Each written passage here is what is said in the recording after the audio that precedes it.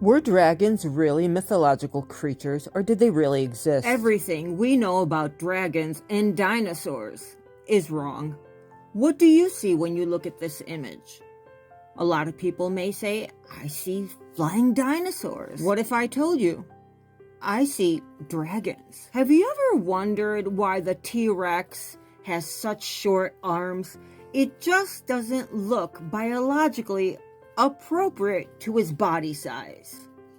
And nature doesn't make these kinds of mistakes. On another hand, if we look at it in a different way, you know that when researchers are putting dinosaur bones together, they're just guessing how they go. They don't really know. So everything that we've learned from paleontology isn't set in stone. It's not science. It's their assumption, their theory of what these animals looked like. And therefore, they went about connecting these bones in their own way. But there are a million other possibilities on how to connect the bones, and they turn out to be totally different creatures. So what if they assembled the T-Rex bones not the way they actually were? It's a possibility. What about the pterodactyls? They're flying birds, and their skeletons, if you observe them, look just like dragons. So what if instead of dinosaurs, they were dragons? Or both? Throughout all ancient history, we have pictographs, cave paintings, carvings, statues, artifacts, pottery, and scriptures, all depicting the same kind of creatures. Now, these are civilizations that did not communicate between each other for thousands and thousands of years. So how did they all describe the same being? The dragon. If it's one or two, it can be a coincidence. But when it's everyone, that's a pattern. And most of all, let's remember, all say that dragons spit fire. And researchers and scholars have always said that if dragons were real, we would find their remains. But who's to say that the dinosaur remains weren't dragons? They fit the same mold. They are the same size. And it just makes sense if we take the T-Rex as an example. Those little arms would be perfect if attached to wings. Just like we see in a lot of mythology stories, like the Epic of Gilgamesh, where he fights the dragon Tiamat, or the Knights of England that would all go out to hunt and kill the dragon. And let's not forget our Greek heroes that are also etched in time for slaying dragons and six-headed serpents.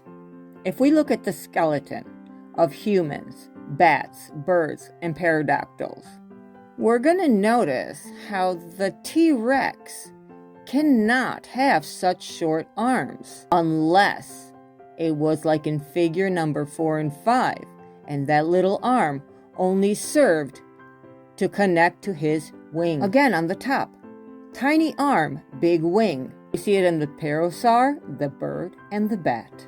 If we change what we're seeing and draw them a little bit different, because again, these are all allegedly what scholars think that dinosaurs look like.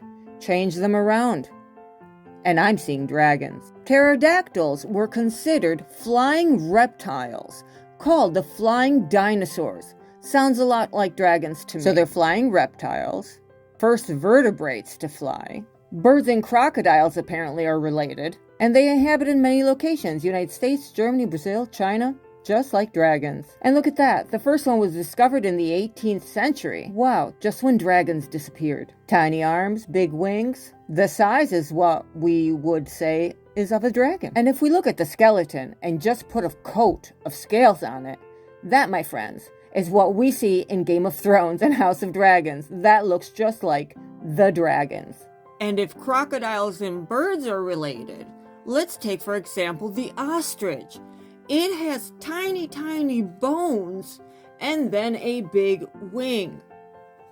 Again, these are all things that are supporting my theory that what we believe a lot of skeletal remains to be dinosaurs, in reality, were the mythological creatures called dragons, because there is far too much evidence across the entire world, across all civilizations, of the same exact being. But a lot of them don't say that they were monsters. They say that they were humanity's companion. And only when humans were disconnected from their spirituality, from their true self, to nature, to the universe, that's when we lost our connection to magic. And at that point, the dragon being a higher vibrational frequency being, and little old us being 3-4D, and not 5-6-7D like them, our eyes can't see them anymore. What if they're still here? I mean, it could be. So next time you're in a museum, looking at a T-Rex skeleton, just use your mind a little bit. That looks like a dragon to me.